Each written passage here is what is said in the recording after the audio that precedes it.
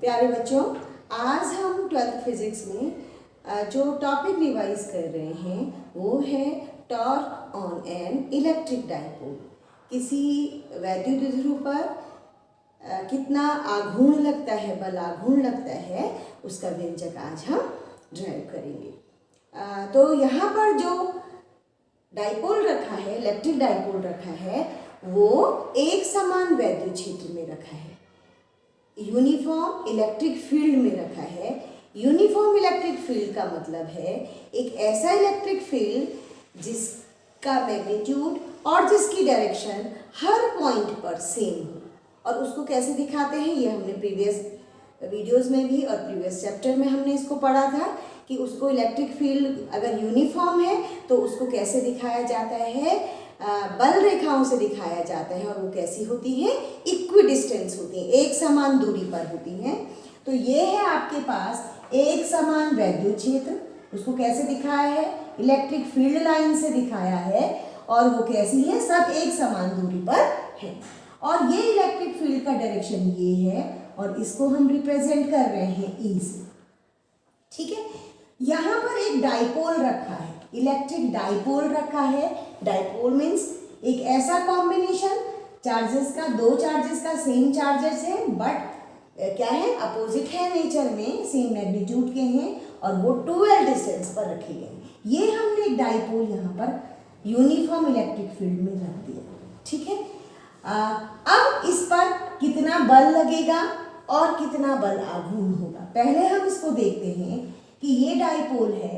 इस डाइपोल का जो डाइपोल मोमेंट है उसकी डायरेक्शन क्या होगी, -q से +q की तरफ। यानी जो डाइपोल मोमेंट है आपके पास P, उसकी डायरेक्शन ये है, ये P है आपके पास। ठीक है, और ये जो डाइपोल है ये इस इलेक्ट्रिक फील्ड में सपोज थीटा एंगल पर रखा गया है, ऐसे रखा गया है, ऐसे प्लेस किया गया है।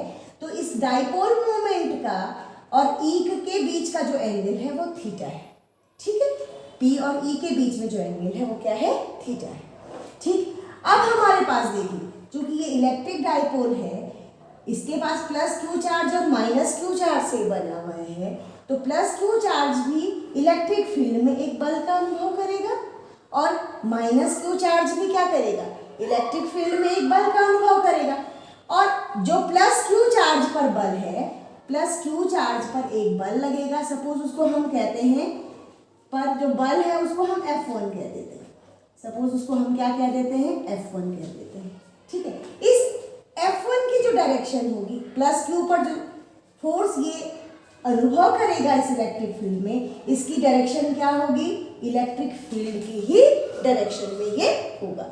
ठीक है, तो ये क्या हो जाएगा आपका, इसका जो मैग्नीट्यूड हो जाएगा वो क्या हो जाएगा, q × E, ये हम जानते हैं। ठीक है, और इसकी डायरेक्शन क्या है, E की डायरेक्शन में है। ठीक है, ये आपके पास q × E हो गया।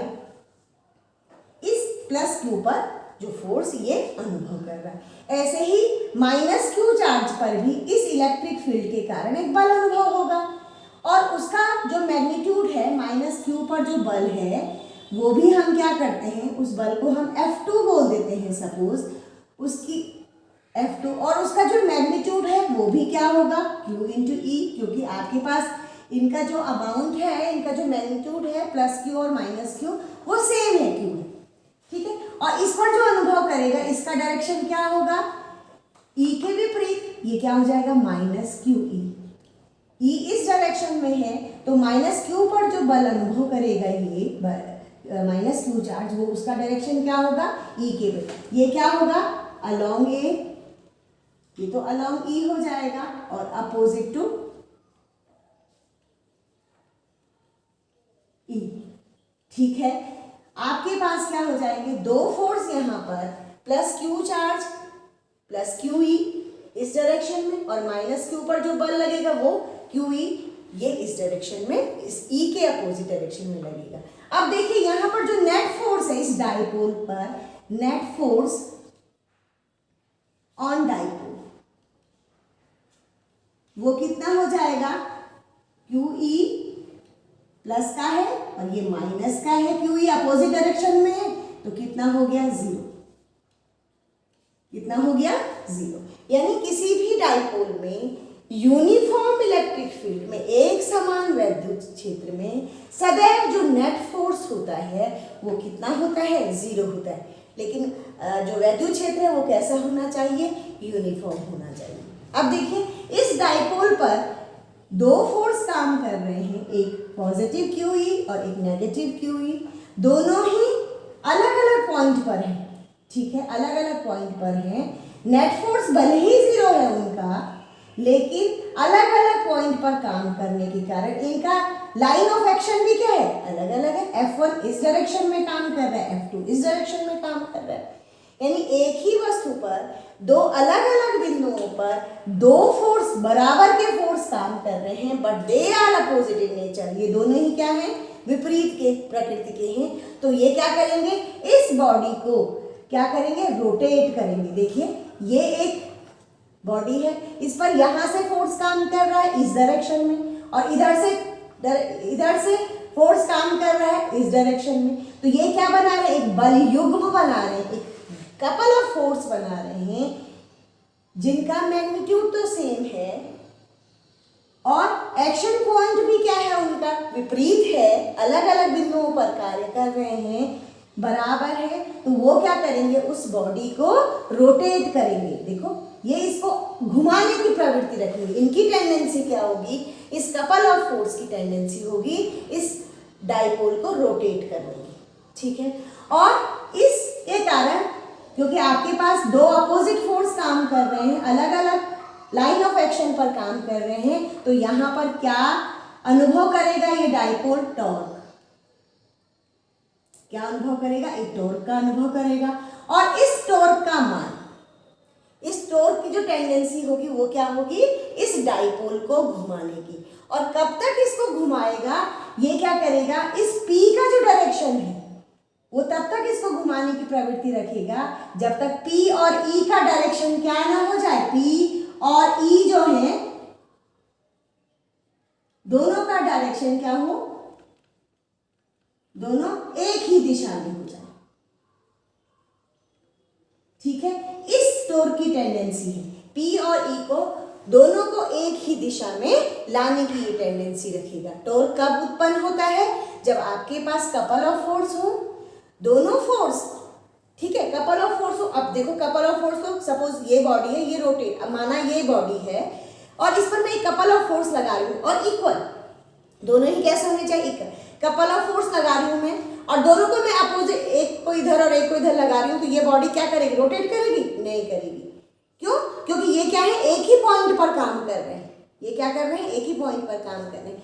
उन दोनों फोर्स की का जो एक गुण ये भी होना चाहिए कि वो दोनों अलग अलग बिंदुओं पर काम करने चाहिए। मीन्स उनका जो लाइन ऑफ एक्शन है वो क्या होना चाहिए, अलग अलग होना चाहिए। दोनों सेम मैग्नीट्यूड के तो होंगे, बट क्या होंगी, उनकी लाइन ऑफ एक्शन, उनकी क्रिया रेखा जो होगी वो अलग अलग होगी, जिसके कारण बॉडी क्या करेगी, रोटेट करेगी। क्या करेगी, रोटेट करेगी, यानी वो एक टॉर्क को अनुभव करेगी, एक बल आघूर्ण को अनुभव करेगी। और उस बल आघूर्ण की टेंडेंसी क्या होगी, इस डाइपोल को इस E की डायरेक्शन में ही अलाइन करें। ये जो डाइपोल ऐसा है, इसको ऐसा लाना कि P की दिशा, नेगेटिव से पॉजिटिव की दिशा P, डाइपोल मोमेंट का डायरेक्शन, और E का डायरेक्शन क्या हो जाए, सेम हो जाए, ठीक है। तो ये है इस एक समान वैद्युत क्षेत्र में जो डाइपोल है उस पर कैसे विद्युत कार्य करता है। अब देखिए इसकी वैल्यू हम निकालते हैं कि इसकी वैल्यू कितनी होगी। हम जानते हैं टॉर्क को हम किससे डिनोट करते हैं, टाउ से डिनोट करते हैं। टाउ इज इक्वल टू क्या होता है, दोनों फोर्सेस में से एक फोर्स इनटू लंबवत दूरी। लंबवत दूरी किसकी, कौन सी लंबवत दूरी, इन दोनों के बीच की जो परपेंडिकुलर डिस्टेंस है, दोनों फोर्सेस के बीच का परपेंडिकुलर डिस्टेंस हमने यहाँ पर लिया। एफ की जो वैल्यू क्या है, QE एक ले लीजिए, इनटू परपेंडिकुलर डिस्टेंस, ठीक है। अब इस परपेंडिकुलर डिस्टेंस को देखो, एक फोर्स ये काम कर रहा है F1 जिसको हमने कहा, और यहाँ पर काम कर रहा है F2, इस पर ये -Q था, ठीक है। अब इनका क्या करेंगे, इनके बीच की लंबवत दूरी निकाल देंगे। देखो ये लाइन ऑफ एक्शन ये है, इसको मैं यहाँ बढ़ा देती हूँ, पीछे बढ़ा देती हूँ, इधर ये बढ़ा रखा है और ये क्या खींच दिया, इस पर एक परपेंडिकुलर हमने ड्रॉ कर दिया 90 डिग्री का। देखिए ऐसे हो गया, ये आपके पास डाइपोल था, ये थीटा था, ये F1 इधर है और ये F2 इधर है, इसकी डायरेक्शन इधर है, इसकी डायरेक्शन इधर है, ठीक है। ये आपके पास यानी F1 और F2 के बीच की जो ये परपेंडिकुलर डिस्टेंस है, सपोज मैं इसको A बोल देती हूँ, इसको B बोल देती हूँ, C, BC, ये क्या हो गया यहाँ पर BC हो गया। और ये जो डाइपोल है इसके बीच का सेपरेशन कितना होता है 12, ये हम जानते हैं, ये कितना होता है 12। तो आपके पास BC इज इक्वल टू क्या आ जाएगा, यहाँ से BC इज इक्वल टू आ जाएगा 2L साइन थीटा, क्योंकि आपके पास sine theta is equal to क्या होता है, sine theta is equal to होता है परपेंडिकुलर अपॉन हाइपोटेनियस होता है। तो आपके पास परपेंडिकुलर कितना है BC, हाइपोटेनियस कितना है 12, तो परपेंडिकुलर कितना आ जाएगा BC आपके पास आ गया 2L साइन थीटा। यानी आपके पास यहाँ पर दोनों फोर्सेस के बीच की जो परपेंडिकुलर डिस्टेंस है वो आ गई QE into 2L sine theta. ये 2L समझ रहे हैं ना, प्लस Q और माइनस के जो डाइपोल है, डाइपोल के बीच की जो अल्प दूरी हम कहते हैं, उस सिस्टम के बीच की जो अल्प दूरी है वो कितनी ले ली हमने 2L ली, ठीक है। और थीटा एंगल क्या है, थीटा P और E के बीच का एंगल है, ठीक है। तो हमारे पास ये क्या होगा, टॉ इज इक्वल टू हो जाएगा, इसको टॉ पढ़ते हैं, टॉर्क इज इक्वल टू, इसको जरा सा मैं मैनिपुलेट कर रही हूँ, 2QL को एक साथ लिख दिया इंटू E साइन थीटा, ठीक है, इंटू E साइन। 2QL आप क्या जानते हैं, डाइपोल मोमेंट, आप जानते हैं P is equal to Q into distance between the two charges 2L, तो ये क्या हो जाएगा 2QL। 2QL को हम क्या कहते हैं P, तो आपके पास टॉ इज इक्वल टू हो गया PE साइन थीटा। अब देखिए P भी आपके पास वेक्टर राशि है, E भी वेक्टर राशि है, तो हमारे पास टॉ की जो वैल्यू आ गया, टॉ का जो मैग्नीट्यूड आ गया वो क्या आ गया PE साइन थीटा आ गया। इसको अगर मैं वेक्टर फॉर्म में लिखूं, टॉ इज इक्वल टू क्या आ जाएगा, ये वेक्टर राशि है P क्रॉस E, P और E का क्रॉस प्रोडक्ट है। जब P क्रॉस E को हम ओपन करेंगे तो क्या आएगा PE साइन थीटा, ठीक है। तो ये हमारे पास क्या हो जाएगा, टॉ की वैल्यू है। अब देखिए इसको हम E क्रॉस P भी तो लिख सकते थे, और इसको हम क्या लिख सकते थे E क्रॉस P की वैल्यू भी कितनी, इसका मैग्नीट्यूड भी कितना होगा PE साइन थीटा, लेकिन डायरेक्शन क्या है दोनों के अलग अलग होंगे, तो हम इसको ये लिखें या ये लिखें। देखिए आपके पास यहाँ पर जो आपके पास टॉ का डायरेक्शन है वो क्या है, देखो ऐसे देखो आपके पास ऐसा था, ये ऐसा घूमना चाह रहा है क्लॉकवाइज, ये कैसे घूमेगा, यहाँ पर क्लॉकवाइज घड़ी की दिशा में घूम रहा है। तो यहाँ पर देखिए अगर हम P क्रॉस E लेते हैं तो P की तरफ से हम कैसे, जब हम वेक्टर राशियों का प्रोडक्ट करते थे तो वहाँ पर हमने डायरेक्शन निकालनी सीखी थी, हमारे पास राइट हैंड थंब रूल था।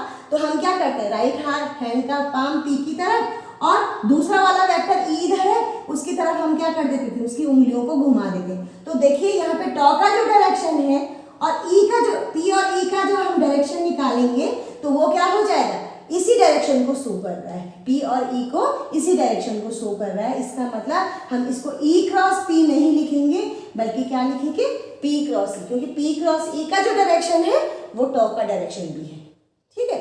अब देखिए यहाँ पर हमारे पास क्या है, टॉ इज इक्वल टू क्या है P cross E। P cross E का मतलब tau is equal to P cross E या P साइन थीटा का मतलब है कि टॉर्क की वैल्यू यहाँ पर क्या है P क्रॉस E आ रही है।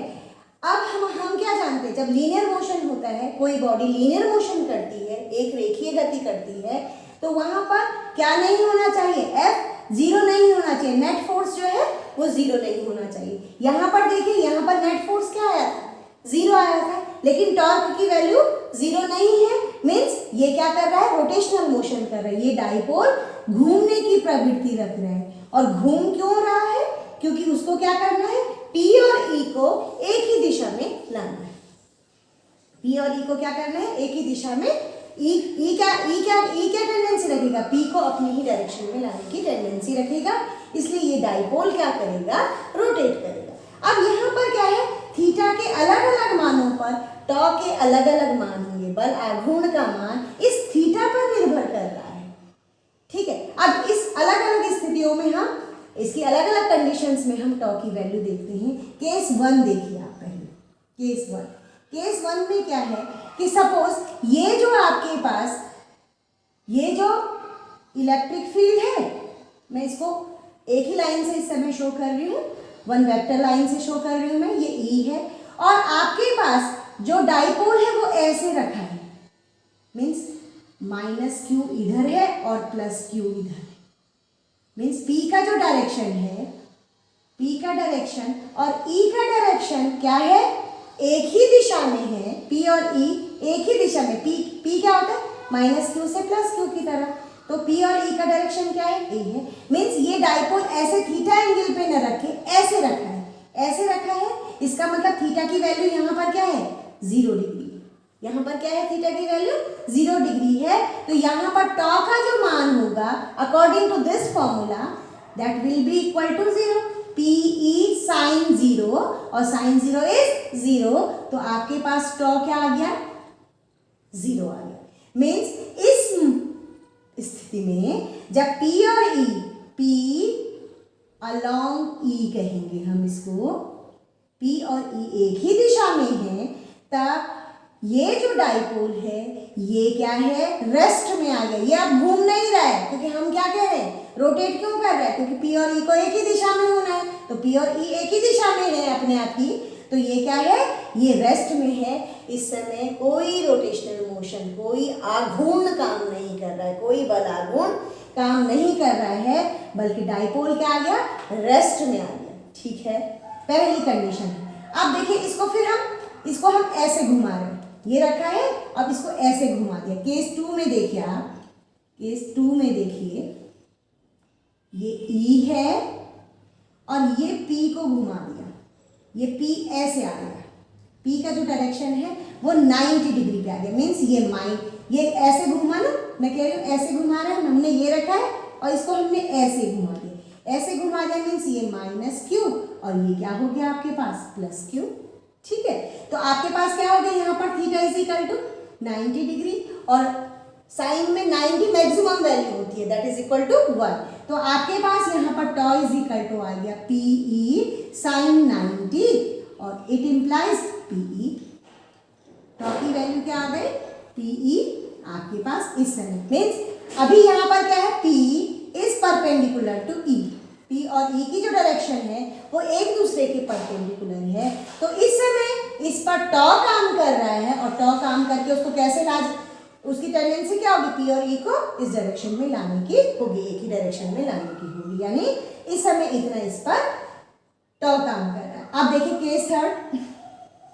केस थर्ड, फिर इसको घुमाया, अब ये ऐसे आ गया, ऐसे था आपके पास, ये ऐसे था, ऐसे घुमाया, फिर इसको घुमाया 90 डिग्री और घुमा दिया, तो अब आपके पास जो डायरेक्शन हो गई वो कैसे आ गई ई इधर और पी इधर, मीन्स अब डाइपोल ऐसे आ गया है, डाइपोल ऐसे आ गया है, ये आपके पास नेगेटिव और ये पॉजिटिव क्यू, यानी थीटा फिर क्या आ गया यहाँ पर 180 डिग्री 90 और हमने इसको घुमा दिया, लेकिन इस समय देखिए टी और ई का जो डायरेक्शन है वो क्या है एक दूसरे के अपोजिट है, तो यहाँ पर टॉ इज इक्वल टू क्या आ जाएगा फिर से 0 आ जाएगा, क्योंकि साइन 180 फिर क्या होता है 0, तो टॉ की वैल्यू क्या आ जाएगी यहाँ पर 0 आ जाएगी, यानी यहाँ पर P और E अपोजिट हैं, लेकिन इस समय भी ये जो आपके पास टॉर्क है वो क्या है वो काम नहीं कर रहा है, बल्कि ये फिर से किस कंडीशन में आ गया रेस्ट की कंडीशन में आ गया। ठीक है, तो ये रेस्ट की कंडीशन में आ गया, मीन्स ये फिर से इक्विलिब्रियम स्टेट आ गई। अब फिर इसको 90 और घुमा देते हैं। केस 4 देखिए आप, केस 4 में देखिए अब आपने क्या किया, ये E है, ठीक है, ये E है और आपने क्या कर दिया इसको फिर ऐसे घुमा दिया, यानी आपके पास P इधर आ गया नीचे, मीन्स ये माइनस क्यू आ गया और ये प्लस क्यू आ गया इधर, यही तो मतलब हुआ P इधर आने का मतलब क्या है कि आपके पास माइनस क्यू से प्लस क्यू की तरफ है, तो आपके पास थीटा क्या आ गया 90 plus 90 that is 180 plus 90 that is 270, तो थीटा इज इक्वल टू क्या आ गया 270 डिग्री और यहाँ पे tau is equal to PE sine 270 और 270 का मतलब -1 that is equal to tau. यहाँ पर टॉ की वैल्यू फिर क्या आ गई -p। अब ये देखिए सेकेंड कंडीशन और फोर्थ कंडीशन ये जस्ट अपोजिट है एक दूसरे की। ये प्लस PE आ रहा है यहाँ पर और यहाँ पर क्या आ रहा है -PE आ रहा है, क्योंकि यहाँ पर क्या है डाइपोल मोमेंट का डायरेक्शन जस्ट अपोजिट है।